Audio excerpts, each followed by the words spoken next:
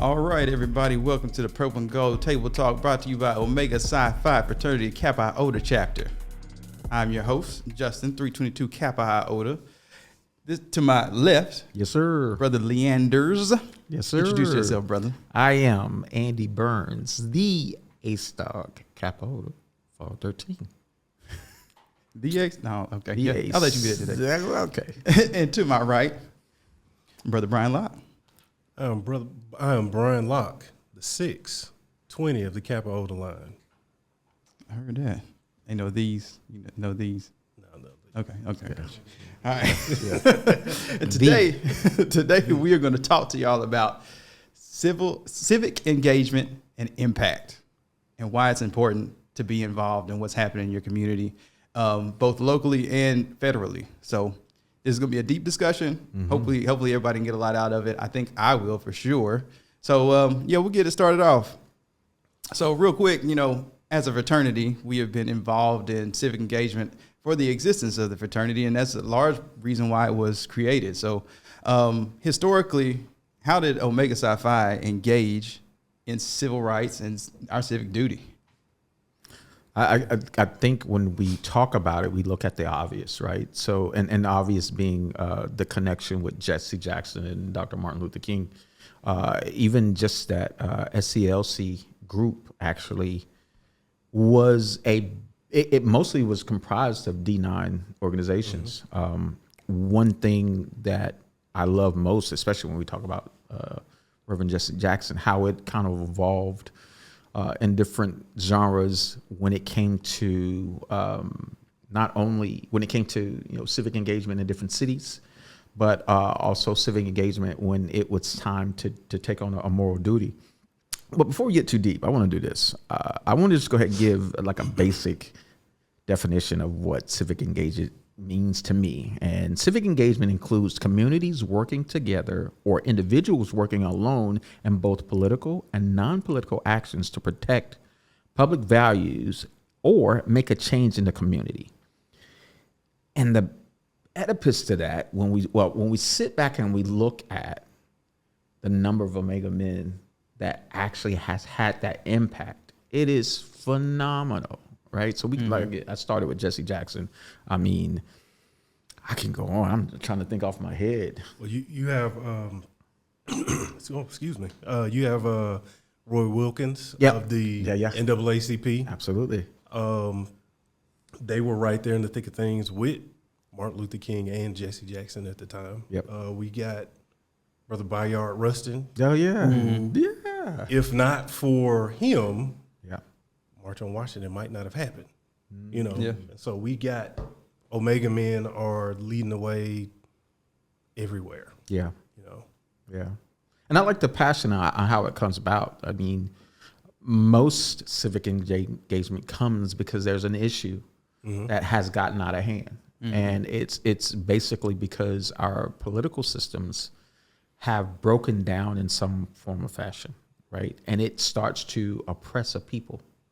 And from that point, then those leaders have to go to work. Here's what's been happening that's been kind of interesting. It kind of morphed from a individual or group of individuals to the church, right? And so as it did that, in my opinion, it's just my opinion, so we don't want to put these on the views of the Purple and Gold Table Talk. And I grew up in the Southern Baptist Church. It got watered down based on the idea of the purpose, right? And was it to fight or fix a wrong, or was it to control a people, right? Right. Mm-hmm. And so when I think about men of Omega or anybody, any person in a D9, it was always action-based, right? It was always trying to not only let people know of a wrongdoing, but really working with political figures in order to fix it, right?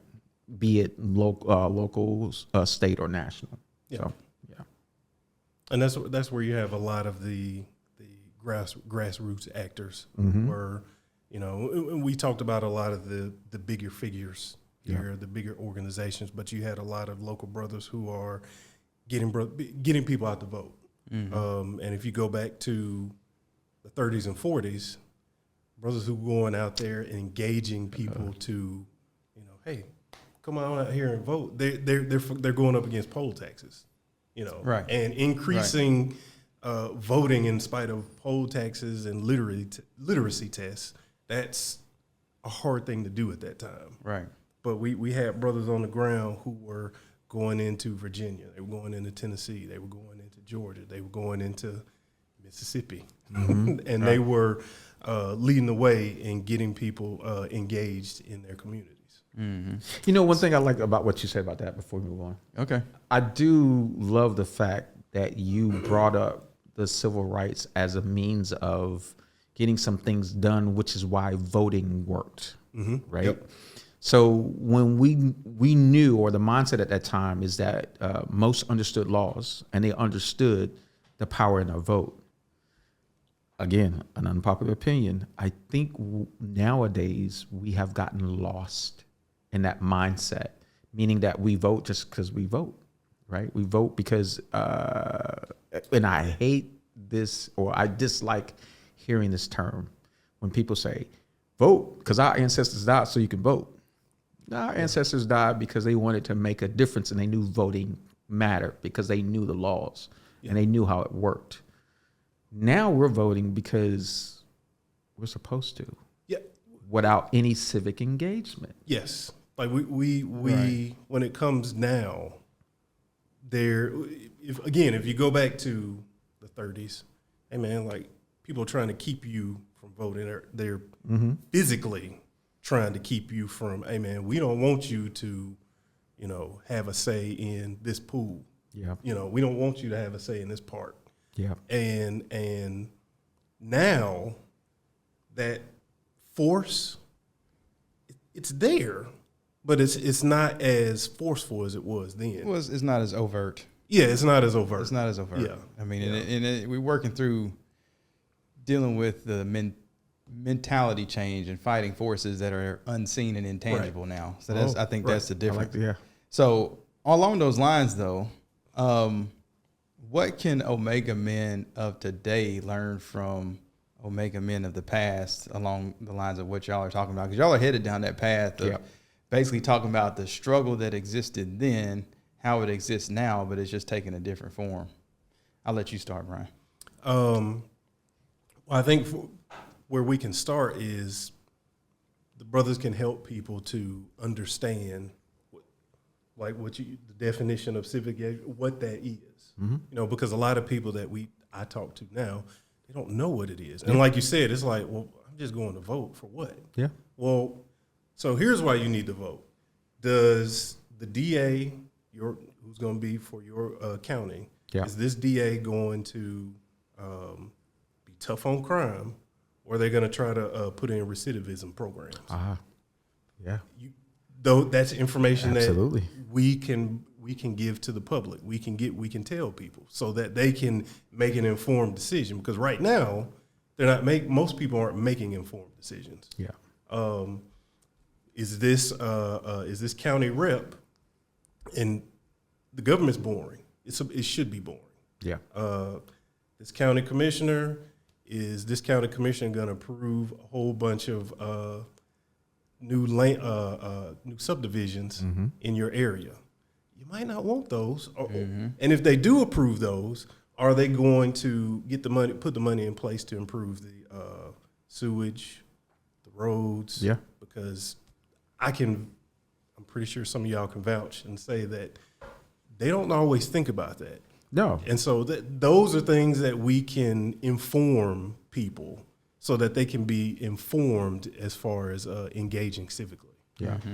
So I'm going to take it from two standpoints. The first standpoint, as far as engaging civically, from a political standpoint, is knowing who your local electorates are. From a grassroots campaign, your city councilman, all the way up to state representatives, right? And not per se during election time, right? This is something like right now we should be looking at not only what they stand on, but their actions and the things that they have voted on and the things that they are engaged in civically, right? that's going to tell us a lot. Because generally what happens is, like you said, government can be boring for the most part. Like most people want their government quiet until they want something from them. Right. Mm-hmm. And I don't know if that's a good thing, right? Because if I'm quiet in the corner shooting marbles and then it's time for me to come out and show, and you ask me, what's my game plan? I'm going to say, I'll give you something kind of, robust. But in the day, I'm thinking about going back in the corner shooting marbles, right? Yeah, yeah. Now, when we talk about locally, and this is why I love the Bros, I'll be honest with you, this is the only fraternity that ever existed in the world as far as I'm concerned. And here's why. We are based on friendship and brotherhood. And we have such a rich history of leaders in our fraternity. For us, all we have to do is engage and have conversations with the seasoned members. I'll give you an example of one that every time I see him, I smile, and it's not his demeanor, but he's a really calm, cool, collected person. But I just want to go up and hug him, and that's Brother Judge Collier.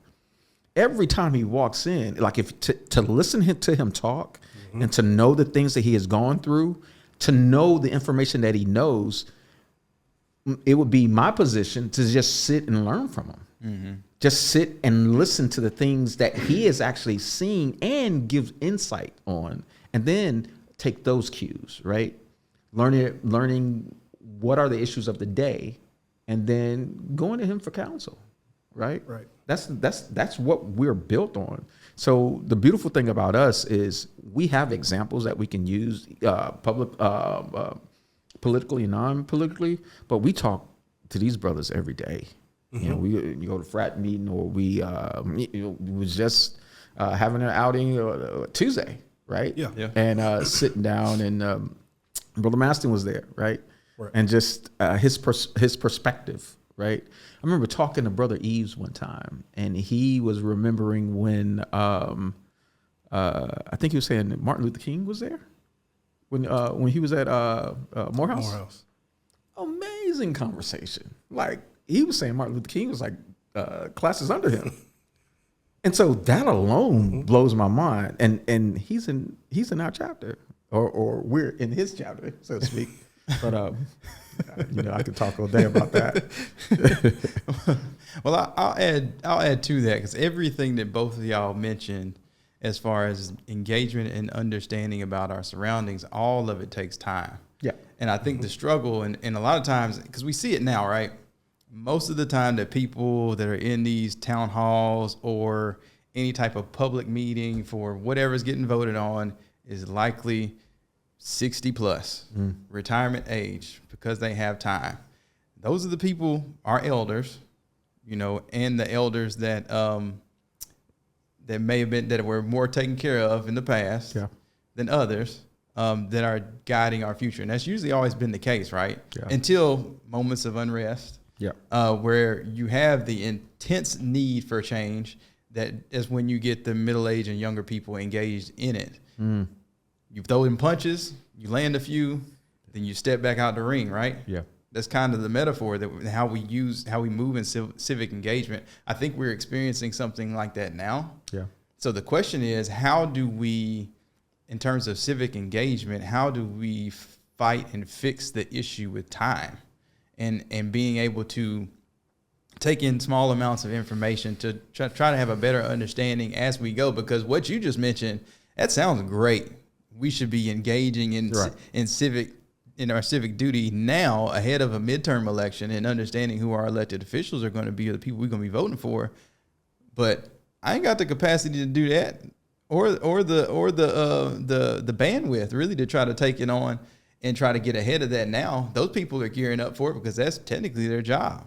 So why would little old me be sitting here trying to figure out, well, let me try to understand who I'm about to be voting for in the next year? No, I ain't got time for that. So how do we keep that up as time goes on, from every 2 years?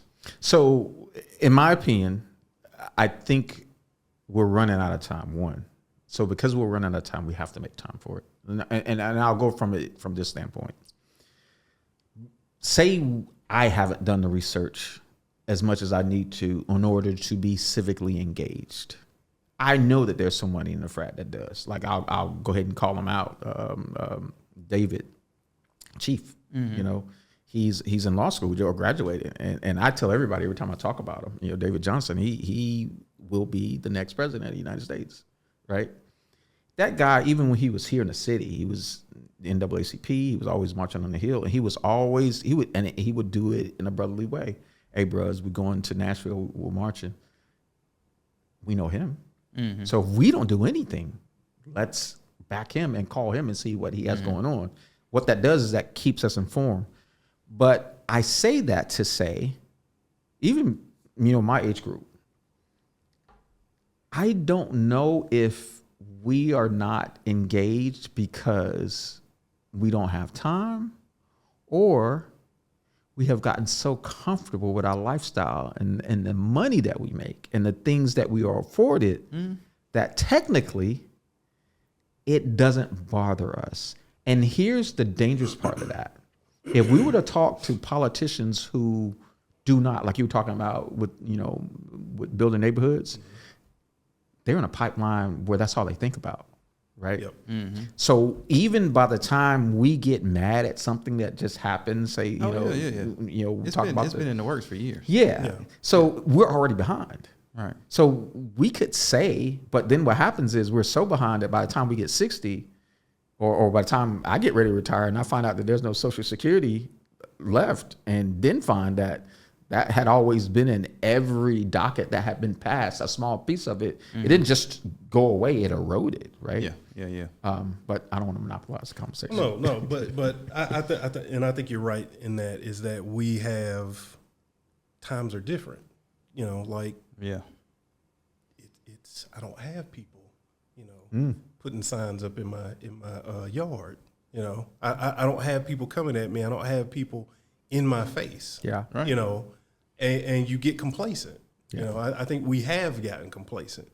One of the things that I try to do is to think about other people, just people as a whole. So for instance, if we go back to when Obama was running for presidency, he was like, hey, you know, I want to do this infrastructure bill. I want to get internet out to rural areas. Well, that's not going to affect me. I got the internet. Right. But I got family in rural areas. Yeah. They have to, you know, whereas, you know, I get connection with EPB, I pay that $60 a month. Doesn't matter what I'm doing, $60. Yeah. They pay $60. They run out of internet in like the first week. Yeah. Because they only get 500 gigabits or whatnot. And with kids who are looking at Netflix, you run through that real quick. Yeah. And so for me, I'm sitting here like, well, this isn't going to benefit me. Yeah. But it will benefit them. Yeah. You know, so, hey, man, we need to do this. Yeah. And I'm trying to talk to friends and other people so that they can start thinking about that stuff too. Because we also have to, when we look at politics, we need to, when we talk about civic engagement, we need to talk about it from a policy perspective. We don't necessarily do that, you know. And I'm saying that to say, with that infrastructure bill, hey man, like, let's get these people some internet. Hey, you know what? The freeway project we got going on, we could have got some money way back in 2010. Yeah. But not enough people were on board with infrastructure, because infrastructure is building a road is boring. Yeah. But we need that boring stuff. And trying to get people to understand that's difficult. You know, you can't we have to converse with folks so that they can understand that, hey man, this is important. Yeah. And a lot of it depends on public trust, right? Right. Mm-hmm. I mean, that's kind of the whole point of it. That's why we have the red team and the blue team. Yeah. You know, you trust your team to do the right thing for whatever you desire. Right. And that's the idea. But obviously that doesn't work, especially when one team may not care anything about the other team at all, even their well-being. So that's always the question, and that's what demands civic engagement. So I think we can do it better as far as how those teams play with each other, against each other. But I think that's really the question is, you know, we select these people to be our public figures and decision makers and we have to trust them, that they have our best and best intentions in mind. And so how we maintain that over time is, I think, is really the question. And I would think one would vote with their dollar more so than the ballot, or as much, if nothing else. I mean, yeah, you can put the people in the office, but really what you do with your dollars is what determines the decisions that they're going to make. Yeah. So how do we impact that? How does the fraternity impact that? I mean, obviously we do it every 2 years. Yeah. Right. When we go to Clave, actually, yeah, we have a huge buying power. Yeah. And political power at that. I'd say even when we went to Tampa and we donated all those books, right, that had African American literature in it, and just from us being in the city, from the people of Tampa, they were hands down beautiful people. Like everywhere I went, they were thanking us for being there. Even knew about the donation of the books, and this was different backgrounds, creeds, and colors. So that was a beautiful thing. I think what we need to do, and I agree with you when it comes to the dollar, I think as a fraternity, as a people, and then as a culture and genre, I think what we need to do is be more conscious of what our dollar is and how it's moved. Now, that's been the age-old question, right? And then we talk about resources and we go to that substitute. But now in the age that we're in, everything is such a substitute that we can actually go ahead and make that sacrifice. I mean, COVID taught us that, right? Yeah. We didn't spend nearly as much.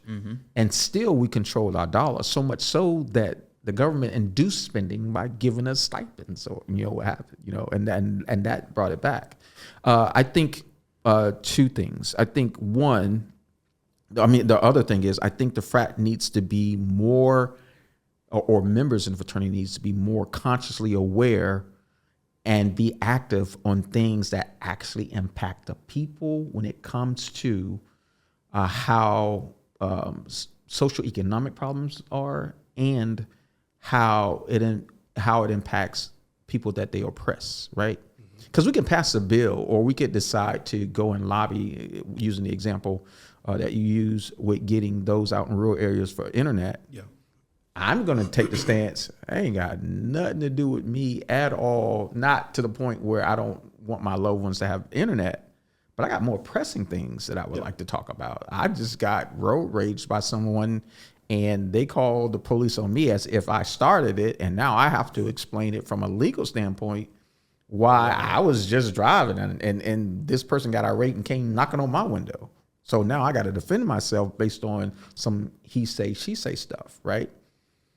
Maybe that is a situation where I need to figure out what are the rules and regulations when it comes to, street infractions, and understand it from that point. So now I would want to see what area or what office can I go to learn more about traffic infractions, the laws, and it's, again, no knock against but that applies to you because you have the wherewithal to think in that manner. Everybody doesn't have the ability to think through things in that manner, to understand the steps that need to be taken in order to fix things, and from a policy standpoint. Well, that's true, but everybody does have something that affects them. Yeah. That they actually think about in a manner of controlling their dollars. Yes. Now, in that situation, that's where I think us, the fraternity as a whole, has to be more responsible because of what you just said. Like, we are more consciously aware, not to put anybody else down, right? There are some non-D9 or organizations. Organizations, or just individuals, right? Yeah. That I've seen that's been more actively socially conscious, right? It's to say, for us and that group, since we know, we do need to be more responsible. When I tell people to vote, I tell them where to go to look up candidates. I don't go because I had to learn, right? Yeah, right. To be civically minded is to understand not only what you're against, but the information that you have. So now when I go and tell somebody, and I'll be honest with you, I'm just going to tell you, the vote, I'm more with you. I would rather use my money than my vote, because I'm just seeing how politically the climate is changing. It's no longer chess; it's definitely checkers, right?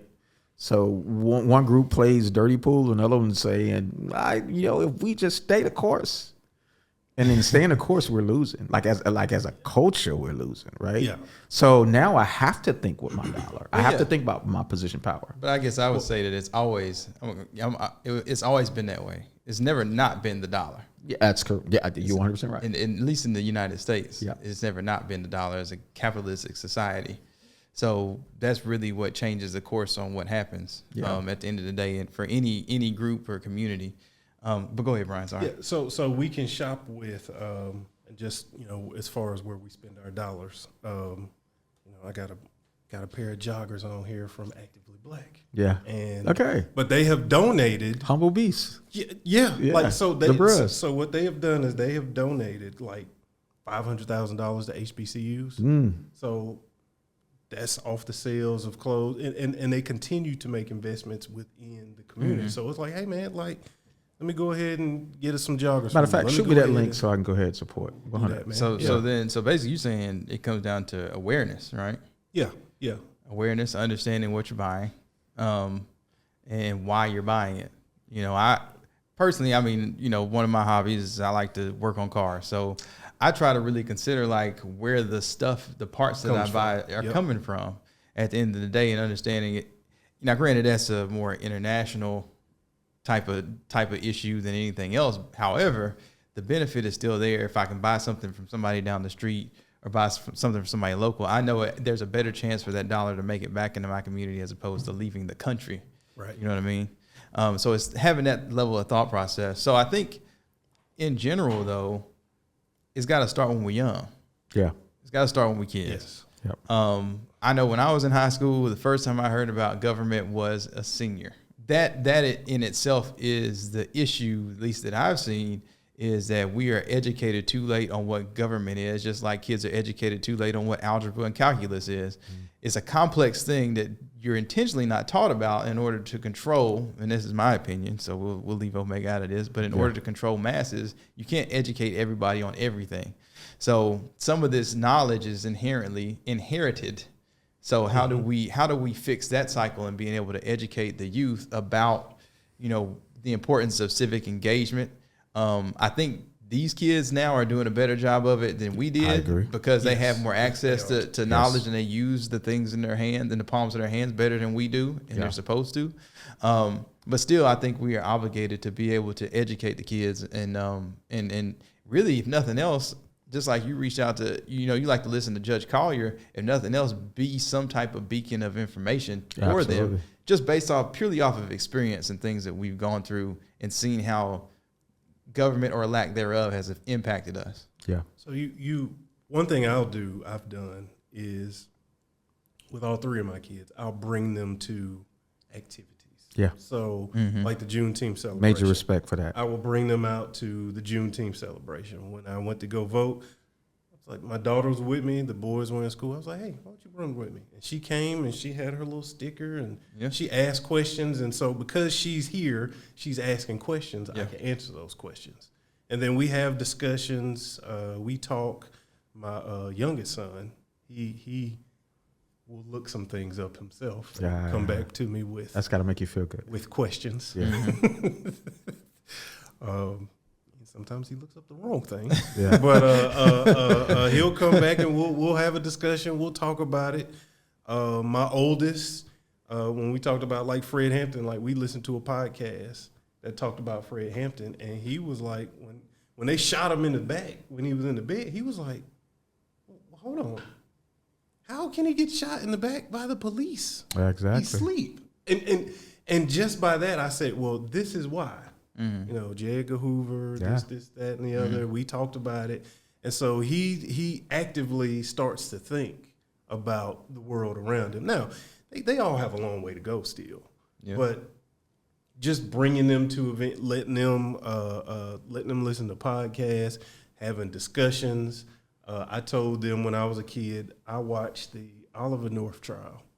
Oh, yeah. And oh, my God. I didn't quite understand it. I did. Because I was so young, but I was kind of like, this kind of seems weird and wrong. Something's wrong with this, right? But I was like, hey man, look at some C-SPAN. So we looked at some C-SPAN, and they was like, oh, well, this is how this works. Yeah. I was like, yeah. I said, all of pomp and circumstance, this right here is how it works. Now they go through committees, they make deals, they talk, but you can even see some of those committee meetings on C-SPAN. Yeah. So you can see what's going on. So it's for me, it's taking them out into the community, engaging with them as far as podcast, because this is their media. Yeah. Right? Like podcasts, TV shows. That's what I'm doing to try to engage, get my kids engaged. So thinking about that from a local level, have y'all voted on anything or experienced a situation where voting at the local level has led to direct impact? I have, and I take a deep breath, because it's always due to an initiative that is tied to a bigger federal connection, right? Mm-hmm. So I'll give an example. At one point in time, there was a big push about getting the population here educated, and this is the adult population. He was talking about. Certain percent of the adult population lacked a certain type of education, so it was a big push to put them in technical things. Mm-hmm. Yep. Great idea, but a lot of the monies were going into construction and construction-based equipment on people getting licensed in that. Mm-hmm. What population does that directly affect, right? Now, I can tell you up front, that wasn't a consensus for everyone of a certain age group, right? I'm saying that to say, although it was a noble cause, was that the best way to spend the dollars, right? When we talk about everybody, right? Mm-hmm. I mean, are you going to see someone that's 67, female, Asian, sitting in a tractor trying to get a license? You know what I mean? Not trying to say it can't happen.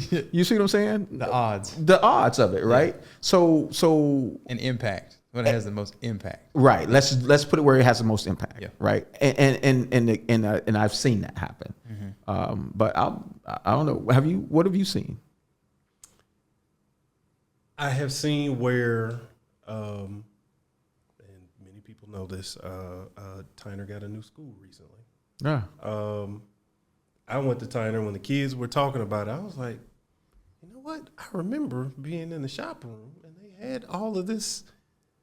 I was just like, well, this is the school. Yeah. Right? I'm not really thinking about it. But then 20, 25 years later, these kids are like, hey, man, we need a new school. And I'm like, why y'all ain't fixed it? It's been that bad since then. Why y'all haven't fixed that? Yeah. And it's like, okay, so we have not told our commissioners and to say, hey, man, y'all need to, because the commissioners, what a lot of people don't know, is the county commission controls the money. Yeah. So they control the money, and they say, hey, when the school board says, hey, we want to do this, the commission says, okay, we can do this. You can do this, and here's the money. Well, hey, county commission, why y'all ain't fixed this yet? So let me ask you a question real quick. And I'm just curious.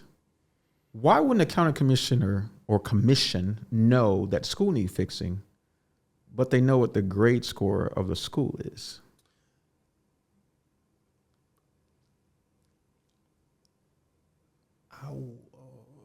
Okay. How do I say that?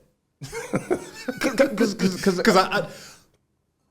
I want to answer that, but I'm trying to answer that without. Why are you thinking about it? I would say. It's like anything else. It depends on what metric you use to determine success. Oh, okay. What drives success or failure? What drives good or bad grades? That's a whole nother issue, right? Right. It's just like whether or not a kid goes to school with a full belly or empty belly. They can determine what grades they make during the course of the day. But I guess what I was getting at, if that was a case and the grades start to impact the amount of money that come in for Title I schools, and I'm pretty sure somebody at a higher level will start lking and say, hey, what's going on over there? And what can we do to fix that problem? They never thought about, hey, what's going over there and why is that school tearing down, right? Because, and again, it could be a thing that they just didn't know. But I'm saying, like, y'all, with as much information as out there, how do you not know? I wouldn't say that they did not know. Okay. But I would say that I feel better now. Since we're talking civic engagement, Yeah. people, certain areas of the city, like, hey, man, we need a school. And so East Hamilton got built. But then East Hamilton Middle High. But then they built a new middle school. Yeah. And this is all in like 10 years. And Yeah. like, okay. We got Ottawa. We got Tyner. Why don't we just but I mean it's one of those where the people who scream the loudest Or who get to is it what you said? Is it the power of the dollar? That community has a larger Absolutely. Okay, that's where I'm getting at. Because if we think about like historically black high schools here, two things you're going to find out. Howard alumni goes hard for Howard alumni. Oh yeah. And it's no mistake, right? Yeah. If you think about some of the older schools that was here, the school that was on the hill back in the days, Kirkman. You got people still ride for Kirkman, and Kirkman's not here, right? How many people you hear scream East Ham? Oh, East Hamilton. Right. You know Because what I they made it to the next level after that.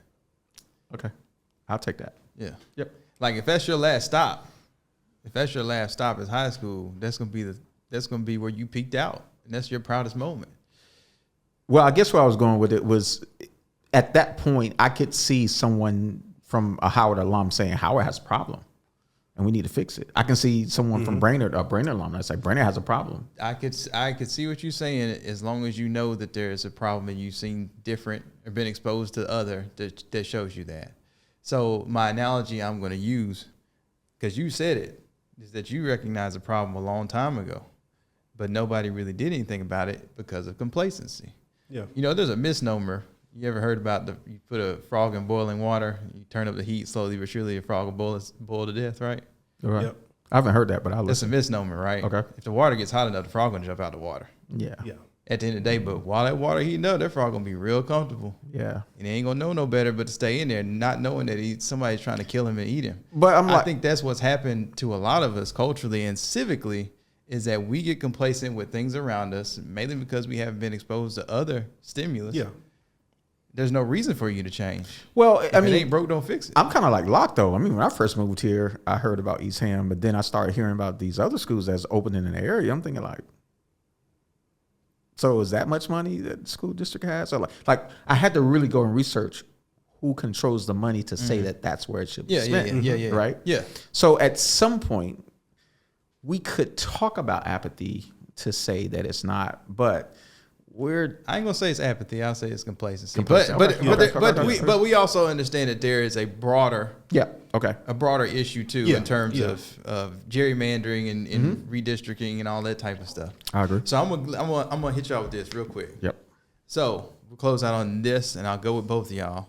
And Brian, you get to go first. What is the one thing that you would challenge every brother to do before the next election? You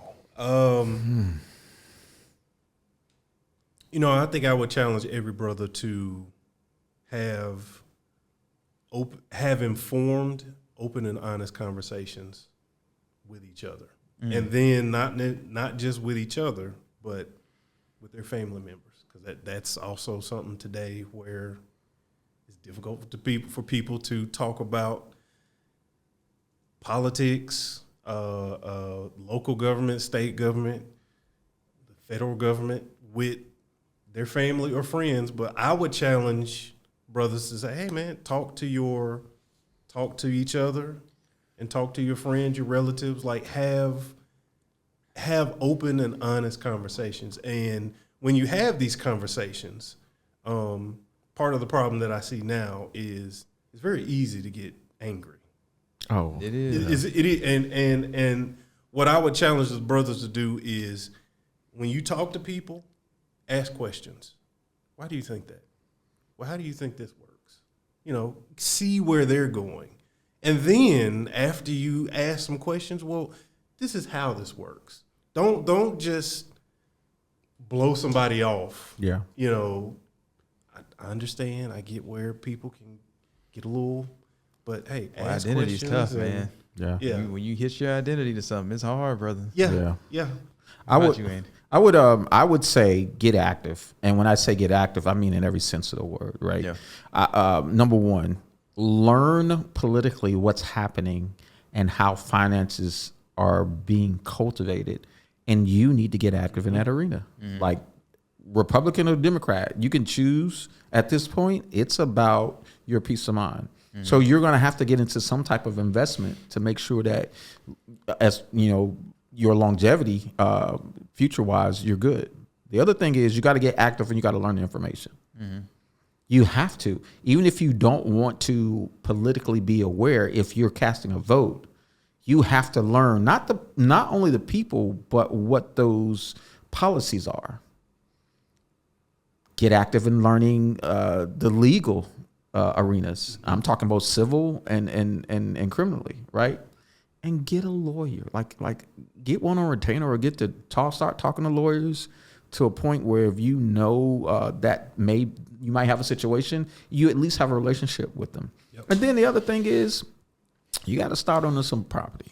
I get we flipping houses and whatnot. You know what I mean? Like I'm not opposed to that. I'm not opposed to that. But I'm gonna be truthful. On some dirt, huh? On some dirt. Hey, dirt is the one thing They ain't making no more of. they ain't making no more of. And I'll tell you, 40 acres and a mule, if you think about that concept Oh yeah. of where we would be if you didn't even have education, right? 40 acres gave you that volume, that buying power that you talked about. So a lot of it comes for us now, before the next election. Oh, we got to change our mindset. Yeah. But our mindset is not to think on how we're going to save things. We have to purchase that same exact positioning power that our opposition has. And that's mine. I think if I was one thing I would challenge every brother to do, if they would listen, is understand why they believe what they believe, and ask themselves the 5 whys. You ever experienced the 5 whys? I like to hear them. It's a root. No, that's just what it is. Yeah. It's a root cause technique, and it's all about, you ask somebody a question. Why do you think that? Okay, they respond. Okay, why do you think that? And they respond, and you drill down to the core of what it is. And usually, especially when it comes to political issues or religious beliefs or whatever, usually somewhere around the second or third why, people start to get real frustrated. Oh yeah. But it's intentional. But I mean, but if you go through that exercise, even with yourself, you'll become frustrated. And it's the illusion of explanatory depth. Okay. That gets all of us sometimes. We all think we know why we feel what we feel until we say it out loud. Yeah. So it's really understanding why we feel the way we feel. And I think that gives us a deeper feeling and meaning behind civic engagement, and help us understand why it's important, and will give you the purpose to drive out and try to seek the information like you were saying. Absolutely. Yep. It's a good talk. Yeah, it's a good discussion, y'all. I appreciate y'all. Well, there you have it, good people. Another Purple and Gold Table Talk in the books. Work on your civic engagement and civic impact. I think you can do it. But yeah, try them 5 whys though, for real. Get some land, turn some dirt. Yes, get some turn some dirt. Peace out from Kappa Iota. Yeah.